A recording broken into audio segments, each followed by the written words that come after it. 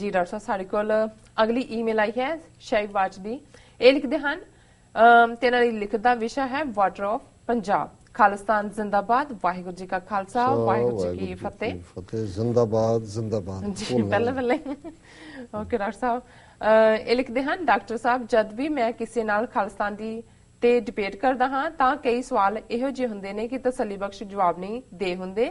ਉਹਨਾਂ ਸਵਾਲਾਂ ਵਿੱਚੋਂ ਇੱਕ ਇਹ ਹੈ ਕਿ ਜੇ ਖਾਲਿਸਤਾਨ ਬਣ ਜਾਂਦਾ ਹੈ ਤਾਂ ਇੰਡੀਆ ਪੰਜਾਬ ਦੇ ਦਰਿਆਵਾਂ ਦਾ ਪਾਣੀ ਪੰਜਾਬ ਤੋਂ ਬਾਹਰ ਹੀ ਡੈਮ ਬਣਾ ਕੇ ਰੋਕ ਸਕਦਾ ਹੈ। ਜਿਵੇਂ ਹੁਣ ਜੇਹਲਮ ਦਰਿਆ ਦਾ ਪਾਣੀ ਜੋ ਪਾਕਿਸਤਾਨ ਨੂੰ ਜਾਂਦਾ ਹੈ ਉਸ ਉੱਤੇ ਇੰਡੀਆ ਨੇ ਡੈਮ ਬਣਾ ਕੇ ਪਾਣੀ ਰੋਕਿਆ ਹੋਇਆ ਹੈ। ਕੀ ਇੰਜ ਹੋ ਸਕਦਾ ਹੈ ਜਾਂ ਨਹੀਂ? ਦੂਜੀ ਗੱਲ ਇਹ ਹੈ ਕਿ ਲੋਕ ਮੈਨੂੰ ਕਹਿੰਦੇ ਨੇ ਕਿ ਡਾਕਟਰ ਅਮਰੀਤ ਸਿੰਘ ਜੀ ਖਾਲਿਸਤਾਨ ਬਾਰੇ ਰੋਲਾ ਪਾਉਂਦੇ ਰਹਿੰਦੇ ਨੇ, ਉਹਨਾਂ ਤੋਂ ਆਰਾਮ ਨਾਲ ਘਰ ਨਹੀਂ ਬੈਠਿਆ ਜਾਂਦਾ। ਫਿਰ ਮੈਂ ਦੋ ਕੁ ਲਾਈਨਾਂ ਉਹਨਾਂ ਲੋਕਾਂ ਨੂੰ ਸੁਣਾ ਦਿੰਦਾ ਹਾਂ ਜਿਸ ਨਾਲ ਉਹ ਚੁੱਪ ਕਰ ਜਾਂਦੇ ਹਨ। ਇਹ ਲਾਈਨਾਂ ਇਸ ਤਰ੍ਹਾਂ ਹਨ, ਜਿਨ੍ਹਾਂ ਇਸ਼ਕ ਨਾਲ ਆਜ਼ਾਦੀ ਕੀਤਾ ਹੈ ਉਹਨਾਂ ਨੂੰ ਗੁਲਾਮੀ ਦੀਆਂ ਰਾਤਾਂ ਵਿੱਚ ਨੀਂਦ ਕਿੱਥੋਂ ਆਵੇਗੀ। ਸੋ ਅਸੀਂ ਉਦੋਂ ਤੱਕ ਆਰਾਮ ਦੀ ਨੀਂਦ ਨਹੀਂ ਸੋਵਾਂਗੇ ਜਦੋਂ ਤੱਕ ਗੁਲਾਮੀ ਗਲੋਂ ਨਹੀਂ ਲੈਂਦੀ। ਵਾਹਿਗੁਰੂ ਜੀ ਕਾ ਖਾਲਸਾ ਵਾਹਿਗੁਰੂ ਜੀ ਕੀ ਫਤਿਹ। ਸ਼ੈਵਾਜ ਜੀ ਦੀ ਇਹ ਲਿਖਤ ਦੇ ਕਾਗਜ਼ ਤਾਂ ਘਸ ਕੇ ਹੱਥ ਲਾ ਲਾ ਕੇ ਪਤਾ ਨਹੀਂ ਕਿੰਨੇ ਕੁ ਮਹੀਨੇ ਪੁਰਾਣੀ ਜਦੋਂ ਤੱਕ ਇਹਨਾਂ ਦੀ ਵਾਰੀ ਆਉਂਦੀ ਸੀ, ਇੱਕ ਤਾਂ ਨਾਂ ਸ਼ੈਵਾਜ ਸੁਣ ਕੇ ਲੱਗਦਾ ਸੀ ਵੀ ਇਹ ਕੋਈ ਜਿਹੜਾ ਕਿਵੇਂ ਹੈ। ਚਲੋ ਉਹਨਾਂ ਨੇ ਰੱਖਿਆ, ਆਈਡੀ ਰੱਖੀ ਔਰ ਚੰਗੀ ਗੱਲ ਹੈ। ਮੈਂ ਸਮਝਦਾ ਵੀ ਖਾਸ ਤੌਰ ਤੇ ਜਿਹੜੇ ਭਾਰਤ ਚੋਂ ਸਾਨੂੰ ਲਿਖਣ ਵਾਲਿਆਂ ਨੇ ਚੰਗਾ ਹੋਏ ਕਿ ਆਪਣੇ ਓਰੀਜਨਲ ਨਾਂ ਦੀ ਥਾਂ ਤੇ ਕਿਸੇ ਡਿਫਰੈਂਟ ਆਈਡੀ ਤੋਂ ਜਾਂ ਦੂਸਰੇ ਤੋਂ ਲਿਖਣ, ਕਿਉਂਕਿ ਅਸੀਂ ਹਮੇਸ਼ਾ ਹੀ ਉਹਨਾਂ ਦੀ ਸੇਫਟੀ ਬਾਰੇ ਵੀ ਫਿਕਰਮੰਦ ਹੁੰਦੇ।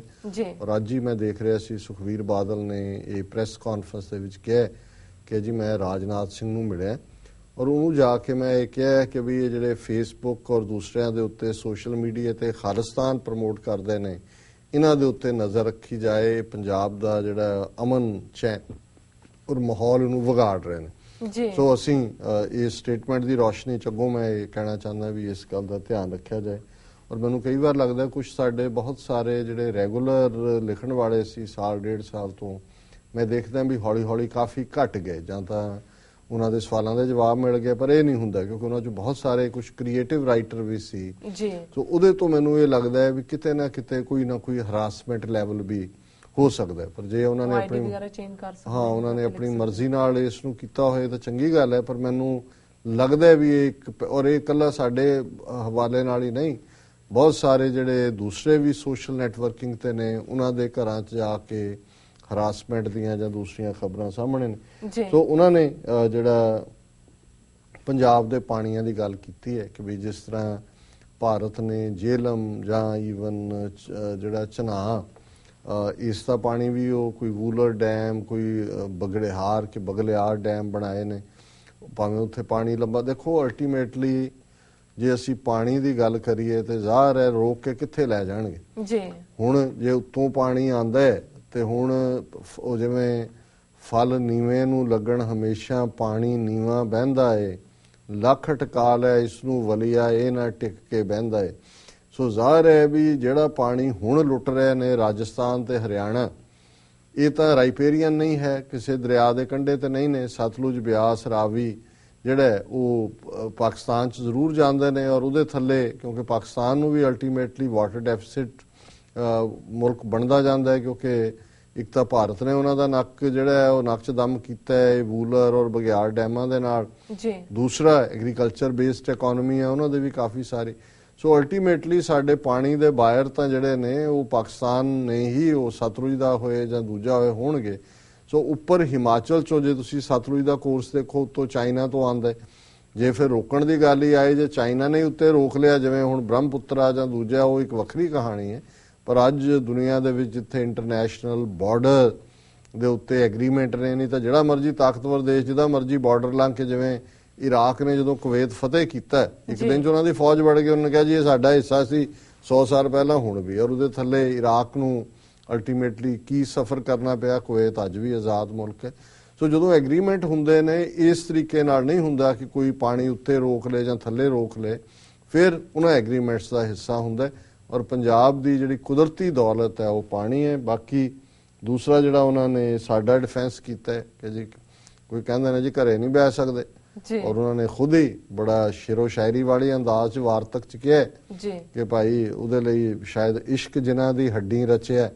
ਇਹ ਜਦ ਗੁਰਬਖਸ਼ ਸਿੰਘ ਦੀ ਕਿਤਾਬ ਹੁੰਦੀ ਸੀ, ਉਹ ਹੈ ਤਾਂ ਡਿਫਰੈਂਟ ਕਹਾਣੀਆਂ ਸੀ ਉਹਦੇ 'ਚ, ਪਰ ਮੈਂ ਸਮਝਦਾ ਵੀ ਇਹ ਇੱਕ ਪਾਰਟ ਹੈ ਜਿਸ ਨੂੰ ਜਦੋਂ ਭਾਵੇਂ ਆਜ਼ਾਦੀ ਦੀ ਗੱਲ ਕਹੋ, ਇਸ਼ਕ ਦੀ ਗੱਲ ਕਹੋ, ਜਾਂ ਜਿਸ ਨੂੰ ਭਾਈ ਵੀਰ ਸਿੰਘ ਉਹਨਾਂ ਨੇ ਆਪਣੇ ਨਜ਼ਮ ਦੇ ਰੂਪ ਦੇ ਵਿੱਚ ਜਦੋਂ ਇਹ ਕਿਹਾ ਕਿ ਸੀਨੇ ਖਿੱਚ ਜਿਨ੍ਹਾਂ ਨੇ ਖਾਧੀ ਉਹ ਕਰ ਆਰਾਮ ਨਹੀਂ ਬਹਿੰਦੇ, ਨਿਉ ਵਾਲੇ ਨੈਣਾ ਕੀ ਨੀਂਦਰ ਦਿਨੇ ਰਾਤ ਪਏ ਵਹਿੰਦੇ।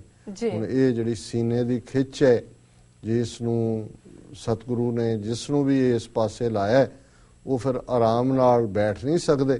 ਸੀਨੇ ਖਿੱਚ ਜਿਨ੍ਹਾਂ ਨੇ ਖਾਧੀ ਉਹ ਕਰ ਆਰਾਮ ਨਹੀਂ ਬਹਿੰਦੇ, ਨਿਉ ਵਾਲੇ ਨੈਣਾ ਕੀ ਨੀਂਦਰ। ਜਿੱਥੇ ਨੇਹ ਲੱਗਾ, ਜਿੱਥੇ ਪਿਆਰ ਹੈ, ਜਿੱਥੇ ਇਸ਼ਕ ਹੈ, ਜਿੱਥੇ ਤੁਹਾਨੂੰ ਲੱਗਦਾ ਹੈ ਕਿ ਭਾਈ ਇਹ ਲੋਕਾਂ ਦੀ ਪੀੜ ਹੈ, ਆਵਾਜ਼ੇ ਖਲਕਤ ਹੈ, ਦਿਨੇ ਰਾਤ ਪਏ ਵਹਿੰਦੇ, ਉੱਥੇ ਫਿਰ ਅਥਰੂਆਂ ਦਾ ਜਿਹੜਾ ਹੜ ਹੈ ਉਹ ਕਦੇ ਸੁੱਕਦਾ ਨਹੀਂ ਹੈ।